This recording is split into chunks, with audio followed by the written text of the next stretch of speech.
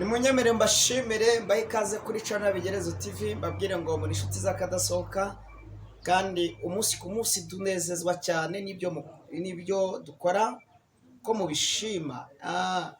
Uyu munsi numvise shaka ko tuganira akantu kamwe gusa uko nababwiye ko ntazajya mbatindira nzajya nshyiraho video itari ndende tarabarambiye. Murabizi ko muri inshuti zanjye kandi guha inshuti yawe ibintu birambiranye burya si byiza.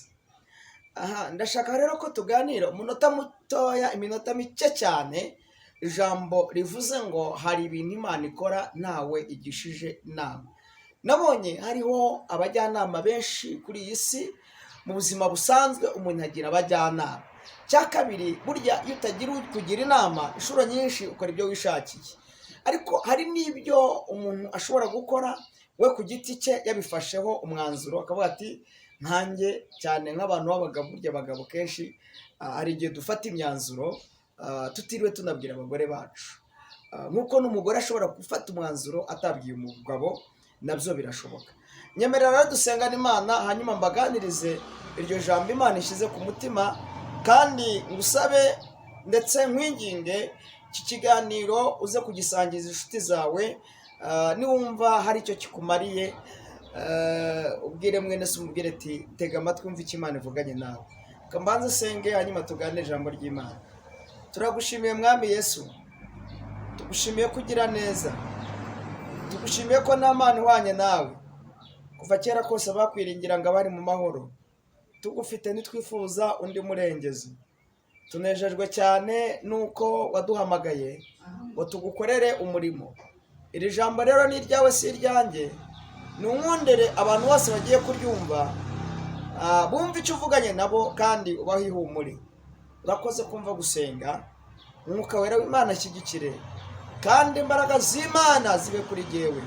Nejejwe cyane no ku muntu wese ugiye kumva iki kiganiro kimugirira umumaro mu izina rya Yesu, amen.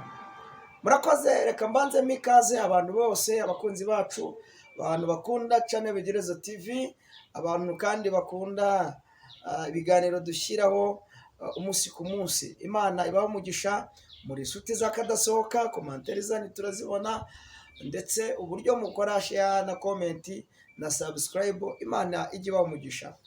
Rero numvise nabasangija iri jambo riri muri Yesaya, igitabo cy'umuhanuzi Yesaya, igice cyaho cya 48. Yesaya igice cya 48 murongo wa 11. Ndashaka kubwira umuntu wese unkurikiye, mubwire ngo hari ibintu Imana igikora ntawe igishije inama. Kubera iki? Ubu abantu benshi bafite ibigeragezo byinshi, ndetse abantu bageze mu gihe cyo kwiheba. Ariko reka mubwire ko Imana ifite umwanzuro ku buzima bwawe, kandi Imana nigutabara iragutabara ntawe igishije inama. Dusome Bibiliya kugira ngo byumve. Yesaya 48:11 haranditse ngo kubwanjye nzabyikorera, nta cyatuma izina ryanjye ritukwa, kandi icyubahiro cyanjye sinzagiha undi. Amen. Dushimire Imana. Bibiliya iravuze ngo kubwanjye nzabyikorera.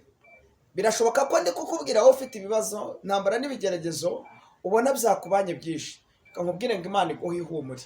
Imana ikemura ibibazo byose byananiranye ku buzima bwawe. Imana ize itabare ubuzima bwawe.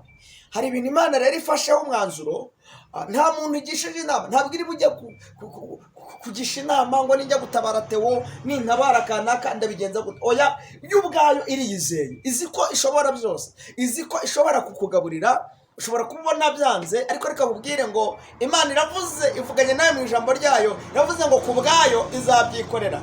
Gushimire wari uneze amatwi, nkubwire ngo hari ibintu Imana ikoze ntawe igishije inama.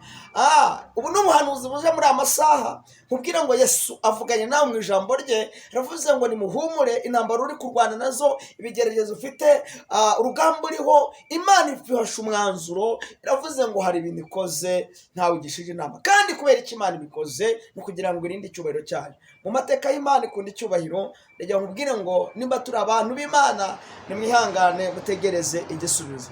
Hari igihe Imana ifata umwanzuro. Yigeze yafata kwa Farawo, Abisirayeli baramaze igihe kirekire mu bunyage.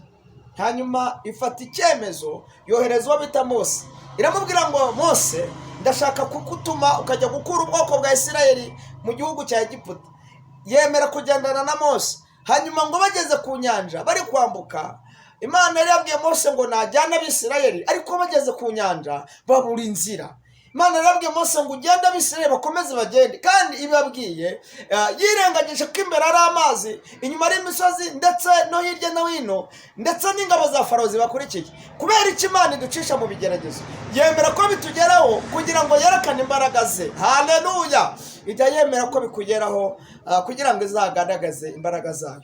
Hanyuma rero igihe kiragera ngo Abisirayeli bageze ku nyanja babona byabananiye, Imana ubwayo ifata umwanzuro, iravuga ngo ndimanukiye. Haleluya! Iravuga ngo ku bwanjye ndashaka gukiza ubwoko bwanjye. Ngo iraza ibwira Mose ngo ngaho Mose, naje kubatabara, nzanye ubutabazi bwihuse, intervention rapide, ubutabazi bwihuse buje ku buzima bw'Abisirayeli. Barangije Imana amubwira ngo fata inkoni ufite, Imana ishimwe, uyirambure hejuru y'inyanja, amazi yigabanye, ngo mwambukire ahumutse. Imana ikumere kwambukira ahumutse. Birashoboka ko ubuzima urimo bwagucanze, birashoboka ko imibereho urimo yakuyobeye, ariko Imana iguha ahumutse. Sifa kwa Mungu. Imana iravuze mu ijambo ryayo ngo ku bwayo nifashe umwanzuro. Birashoboka ko imibereho urimo cyangwa se uwo mwashakanye bimeze nabi, birashoboka ko no mu kazi bimeze nabi,